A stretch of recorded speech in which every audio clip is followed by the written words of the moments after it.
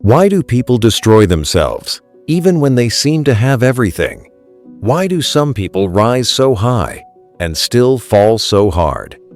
It is not always because of enemies. It is not always because of bad luck. Sometimes the danger is already inside, growing quietly where no one can see it. Pride. It starts small. A feeling, a thought, a silent shift in the heart that slowly changes the way you see yourself, the way you see others, and even the way you see God. And if it is not confronted early, it can destroy you from within. This is not just a modern struggle. It is one of the oldest.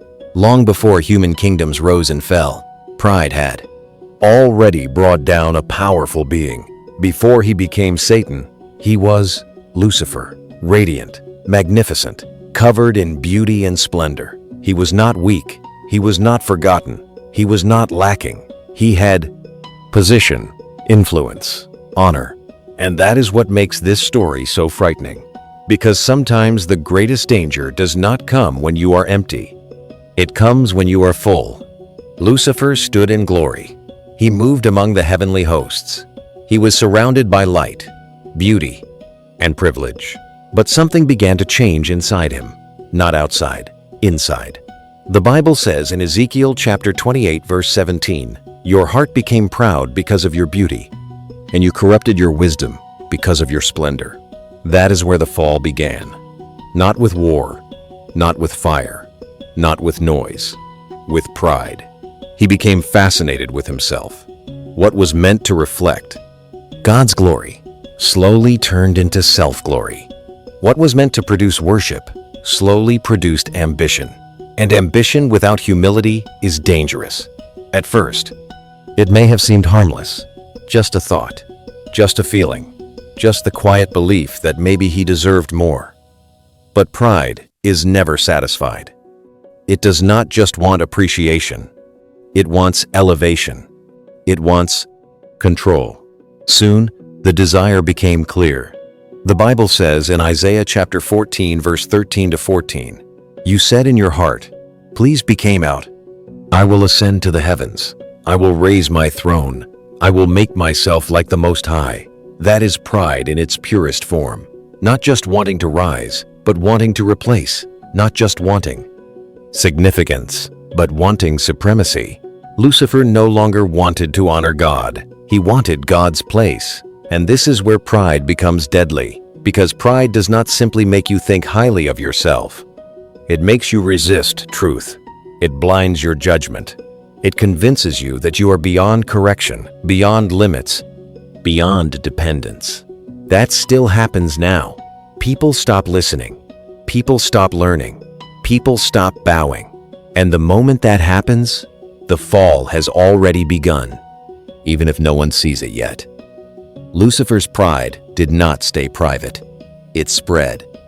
Because what grows inside you eventually touches the people around you. A proud heart creates division. A proud spirit spreads rebellion. A prideful mind begins to pull others into its delusion. Soon, heaven itself became a battlefield. The Bible says in Revelation chapter 12 verse 7 to 8 that war broke out in heaven. And Michael and his angels fought against the dragon and his angels. But he was not strong enough. Lucifer fell. Not because he lacked beauty. Not because he lacked brilliance. Not because he lacked opportunity. He fell because pride disconnected him from truth. And that is still what pride does now. It disconnects you from reality. It makes you overestimate yourself and underestimate consequences. It makes you defensive when you, quote, should be humble. It makes you compare when you should be grateful. It makes you chase image while your inner life quietly crumbles.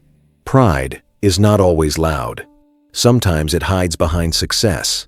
Sometimes it hides behind talent. Sometimes it hides behind pain. Sometimes pride looks like refusing help because you want to appear strong. Sometimes it looks like refusing correction because you think you already know enough. Sometimes it looks like always needing to be right. Always needing to be seen, always needing to be above others. And the tragedy is this: while pride makes you feel bigger on the outside, it is making you weaker on the inside. That is how pride destroys from within. It hardens your heart, It poisons relationships. It makes gratitude disappear. It turns strength into self-worship and gifting into self-destruction. Lucifer's story may sound cosmic, but it is deeply personal, because pride still whispers the same lies today. You do not need anybody. You are above correction. You deserve more. You should be in control. And if those lies are entertained long enough, they begin to shape the soul. So what do you do with this? First, stay humble when things are going well. That is when pride often enters. Not only in pain, but in success. Not only in failure, but in achievement. When doors open for you, stay grateful. When you grow, stay teachable. When you are praised, stay grounded. Second, pay attention to your inner language.